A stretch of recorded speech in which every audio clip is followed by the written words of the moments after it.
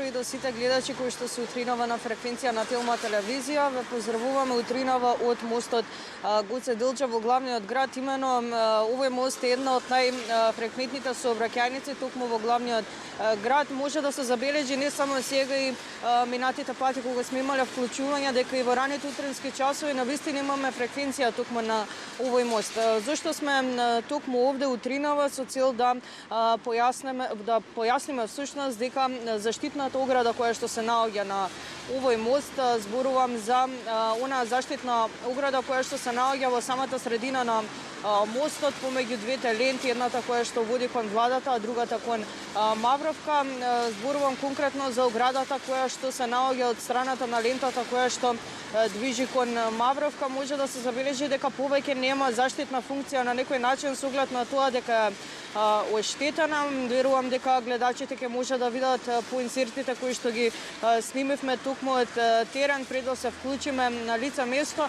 Може да се забележи на самиот почеток на оградата имено дека е навалена и дека стои на криво, а на долниот дел може да се забележи исто така дека е откорната од самиот асфалт, дека е оштетена и дека е превиткана и искршена.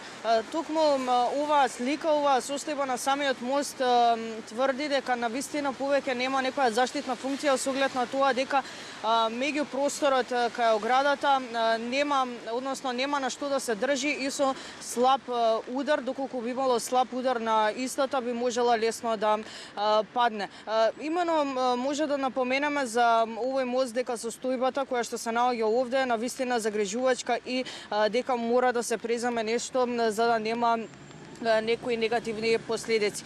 Убаво е да се напомена за овој мост дека последната санација е извршена пред околу 15 на години од прилика, односно во 2019 година, се извинувам.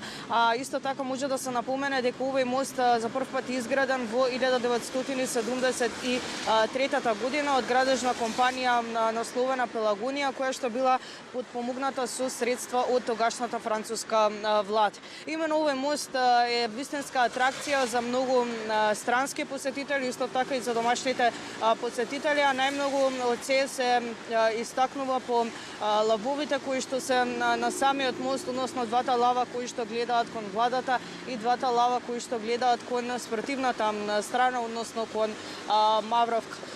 Имено уште еднаш ќе напоменеме при самиот крај дека ваквата состојба на мостот, односно самата ограда која што е откорната од самиот асфалт, превиткана и на некој начин оштетена, представува опасност за илјадници возила кои што поминуваат овде на дневно ниво.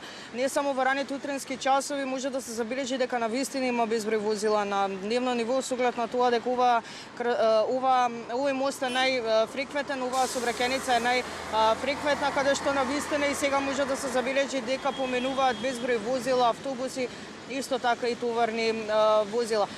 Овде ќе ве поздравиме со овие информации, ќе го заокружиме ова вклучување и ќе напоменаме до сите гледачи дека навистина утринава времето е облачно и врнежливо, па доколку ги напуштите своите домови, се разбира се упатите кон своето работно место или кон својата посакувана дестинација, потребно е да си понесете чадар со себе.